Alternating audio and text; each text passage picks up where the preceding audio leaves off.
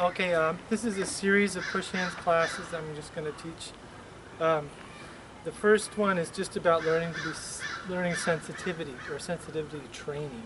So you want the body to be very relaxed in order to develop what they call listening energy. So to do that, you need a good partner. First of all, someone that agrees that they're going to relax too. And at the same time, you need someone that's going to give you decent pressure so that you can deal with a real opponent, at least in your mind. At first, you first have to kind of get to this point of just relaxing the body enough. So what you do is develop this idea of responding to a basic any kind of pressure. Are you okay? Yeah. So first what we're going to do, he's just going to push on the shoulder, and I'm going to respond to the pressure and then go back into his hand with my shoulder. And then he does it on this side. I respond to the pressure and I go back with my shoulder. His hand comes back. So I'm just learning to follow his hand. And so you're going to just do one hand and go really slow. But I want you to feel the pressure and respond with the pressure. And then I'll do it to him. So you go, push on the shoulder, and you can shift back, and then he comes back into my hand. So the best way is actually not to run away from the hand, but to absorb it. To feel the pressure and take it into your body. And you just get really good at that. You should do this for a while. And then once you do the shoulders, you're going to start doing the hips. So he pushes on the hip. And then you do the same thing. You just feel the pressure, respond to it, and then come back into the hand. And then he does the other hip. And again, you just feel the pressure, respond, and then come back into the hand. And then he starts mixing it up. He starts going shoulder. Wait, it's a lot slower though. You want to go really slow because you want them to have time to respond and react and come back.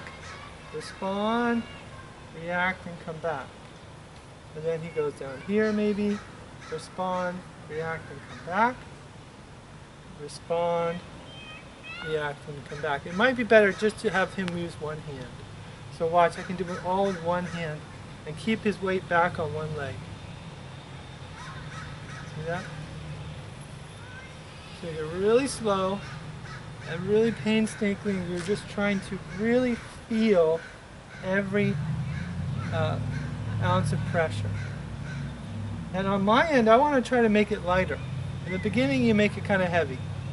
But as you get really good at it, you make your hand really light, like 4 ounces. Okay? So that's the first bit of training, and you should spend a lot of time doing that, actually. The next piece is on the hand. So you just bring your right foot forward. So same with the weight back, right? No weight on the front leg. And then we're just going to try to touch each other's shoulder. So now you're extending that same awareness you developed in the shoulders and hips to your wrist and your forearm.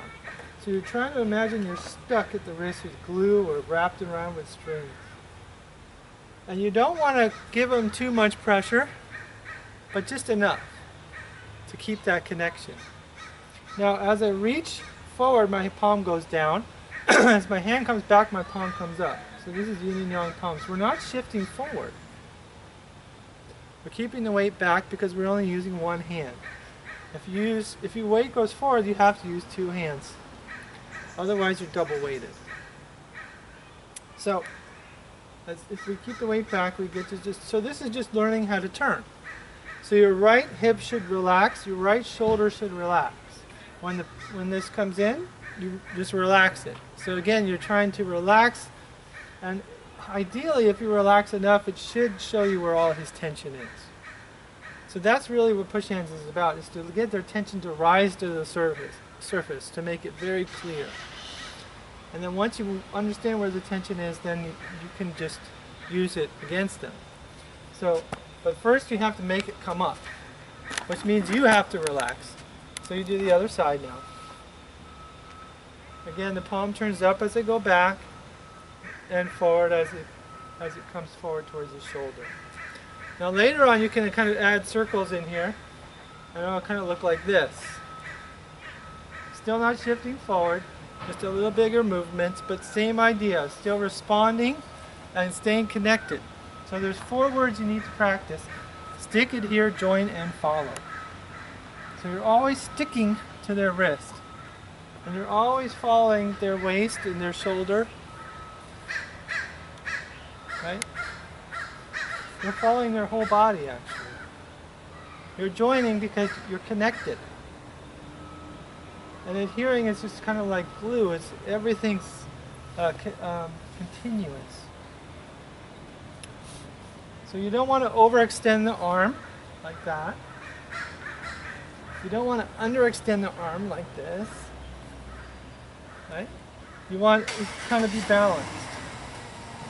And also uniform, so everything's kind of stacked on each other. That is, you're not leaning forward and you're not leaning back. You don't want to do that. You want to be upright and relaxed. And no weight on the front foot still. So those are the 2 beginning exercises, and you should start with those 2 until you're really fluent at them. And then we'll move on. You can move on to the next one, which I'll do next time.